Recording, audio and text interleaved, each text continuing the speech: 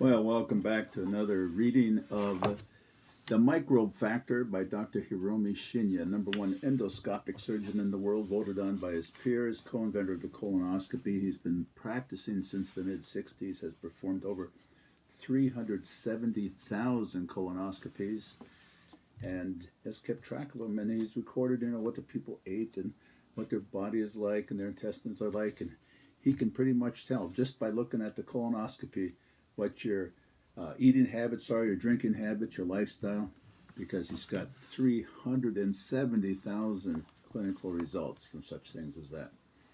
We just finished off in the last section on fermentation, and we got cut off right before the last paragraph, so it's just going to sum up what it said about fermentation. In order to get out of the vicious cycle of complete dependence on antibiotics, to save us from infection, we will have to focus more on strengthening our bodies. One tried and true path to physical health is to consume good quality fermented foods that have been known for generations to develop a good intestinal environment, one that elevates immunity. And that's such a key to ward off any disease, is a strong immune system. Now, this next section is on the link between healthy soil and healthy intestines. This is where it shows that we are so much a part of nature and we have to take care of the earth in which we live. We could look at our current agriculture methods in the same way. Our over-reliance on medication, in quotes, is found in farming as well. After World War II, farmers in the United States and other developing countries of the world began putting large amounts of chemical fertilizers and pesticides in the soil in an attempt to increase the harvest and improve efficiency of our agricultural work. Pesticides generally are chemical agents such as insecticides, fungicides, and herbicides, and really things you don't want in your insides, used to kill insects that eat the leaves and fruits of produce, to kill bacteria that cause plant diseases, or to kill weeds. Today there are almost 5,000 registered pesticides. Recently we have prohibited the use of pesticides with high toxicity. Some people believe there is hardly any effect on the human body as long as pesticides are sprayed in moderation. But of course, pesticides are chemical drugs that are produced synthetically, and they are foreign substances to the human body. Nature is about balance. There is nothing in nature that can be destroyed without upsetting something else. Calling something else in nature a pest, then applying pesticides to kill it, will lead to the breakdown of the balance of the ecological system, just as antibiotics break down the balance of our intestinal flora. Fertilizers are substances necessary for plants and are produced chemically in plants. Nitrogen, which nourishes leaves, phosphate, which nourishes fruit, and kalium, potassium, which nourishes roots, are called the NPK fertilizers, three elements of fertilizers. The components of these chemical fertilizers are absorbed immediately, promising good harvest results in a short time, and thus their use spread rapidly in the U.S. after World War II. The problem is that a complete dependence on chemical fertilizers will lead to disruption in the mineral balance of soil by the dominance of these three minerals, nitrogen, phosphate, and potassium. In nature, there are over 100 minerals.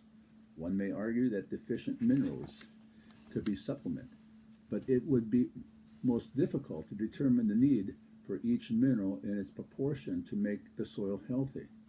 Furthermore, there is a problem in that chemical fertilizers are inorganic and therefore they don't nourish microorganisms in soil.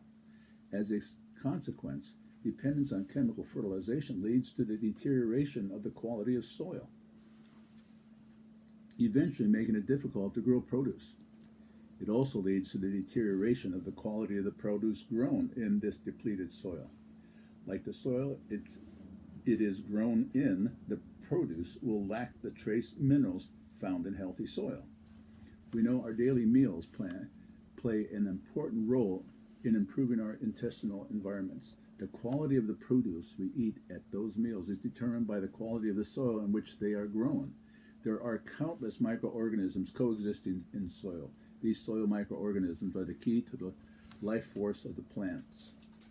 It is highly likely that heavy use of pesticides and chemical fertilizers is compromising the health of our entire ecosystem, down to and including our own intestines. Nature, of course, needs no human help to keep the soil fertilized with the right mixture of minerals and microbes to nourish the plants and animals that live off the land.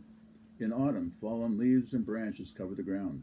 During winter, they are decomposed by the work of microorganisms and earthworms in the ground, converting the soil into much suitable for growing produce. The soil is rich and loose, with aggregated granules of dirt so that the water and air can pass through. It has a soft, fluffy texture. With its abundant trace minerals such as iron, copper, zinc, magnesium, and so forth, this is an ideal environment for microorganisms to thrive. NPK alone cannot sustain aggregated structures, and food produced from such soil will contain few minerals. According to the report by the UN Conference on the Environment and the Development in 1992, part of the Earth Summit, the mineral content of farmlands in various parts of the world have been depleted by 55 to 85% in the past 100 years. When we no longer say, eat your fruits and veggies to get the vitamins and minerals to your body, we can no longer say that, he says. We can no longer say to eat the fruits and vegetables to get the vitamins and minerals of your body. Fruits and vegetables are available in abundance in our country, which is Japan in his case, but they often lack some of the vital nutrients such as foods once contained. That might be the United States he's talking about, because he practices both in Japan and the United States. The organic fertilizers our forefathers used, such as animal dung, fish, lees, oil meal, plant ash, and so forth, were rich source of minerals, and when mixed with soil, created a friendly environment for microorganisms. Each of these organic fertilizers is a waste material from the digestion of living organisms, and when returned to the soil, they nourish microorganisms, contributing to the growth of the food we eat. We are part of the cycle of nature, and eating organically fertilized foods puts us in harmony with Mother Nature, rather than at war with her. The soil in which plants grow functions in the same way as our intestines. Or I might say that our intestines are our soil. In both of them, microorganisms called intestinal bacteria or soil bacteria have important roles in maintaining the health of their hosts. The excessive use of chemical fertilizers and pesticides may temporarily increase the harvest, contributing to the efficacy of operations, but eventually the soil will become exhausted and turn into an environment not suitable for farming. The same is true with medicines. If we take medicine to cure diseases, you may temporarily eliminate pains and discomfort, but the medicine will also destroy beneficial microorganisms and cause an adverse effect on your soil, your intestines. Due to our limited understanding and pursuit of immediate benefits, we have been destroying our soil and the countless microorganisms which inhabit it. Environmental pollution is nothing but the pollution of microorganisms. All beings in the world are linked together. Insofar as we disregard the chain of life, it will be difficult to prevent the deterioration of the soil that sustains our food crops and our own soil, our intestines. The life force of vegetables and fruits, and the life force of humans who consume these fruits, will inevitably deteriorate. As a result, the life force of the ecosystems will deteriorate.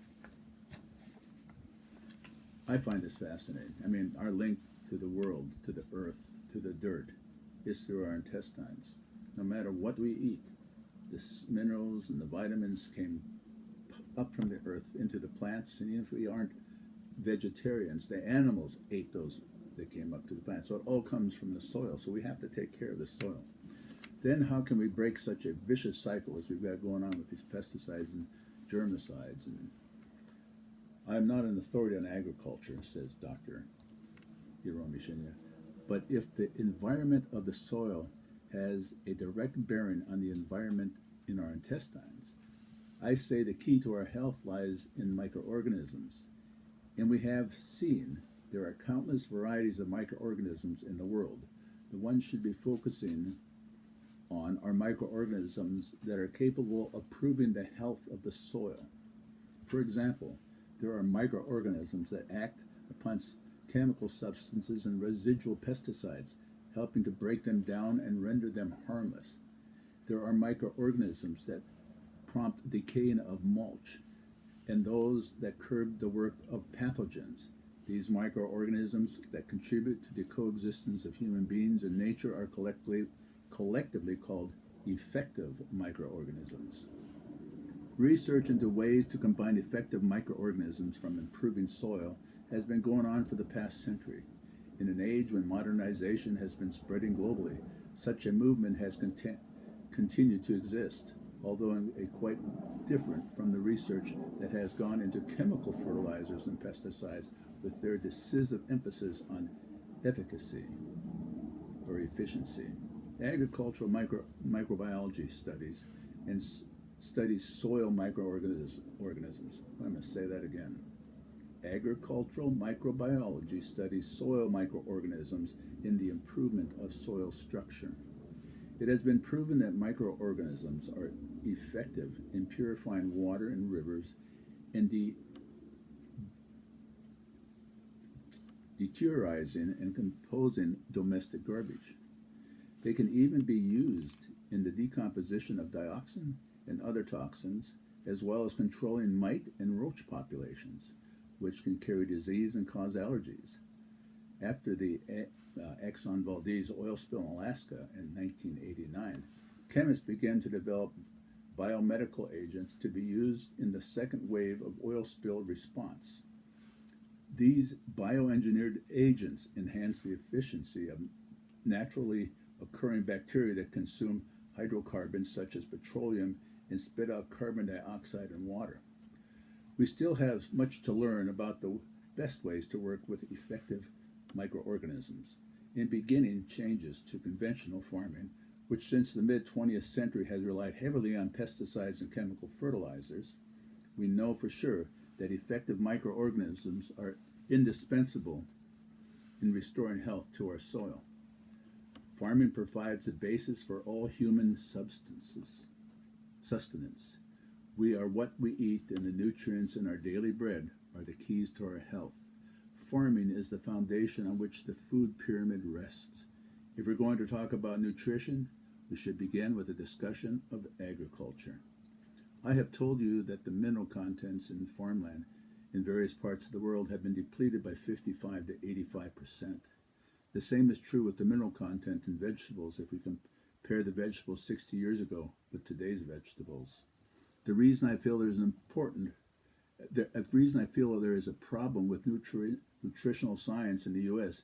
is that the quality of vegetables is not addressed, and nutritional guidance is based on the premise that all spinach, for example, is equal nutritionally. In Japan, however, the Minister of Education, Culture, Sports, Science, and Technology has kept track of the nutrients in various crops today as compared with crops of years past and published these in the Standard Tablet of Food Composition. If we compare the iron content in spinach, we will find that there is 13 milligrams per 100 grams of spinach in 1950, whereas it has only 2 milligrams, 1/50th the amount, by 2000.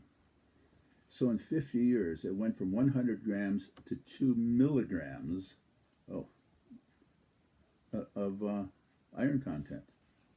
The vitamin C in carrots shows a decline from 10 milligrams to 4 milligrams, and cabbage shows a decline from 80 milligrams to 41 milligrams. Such losses in minerals can be found in many vegetables and fruits.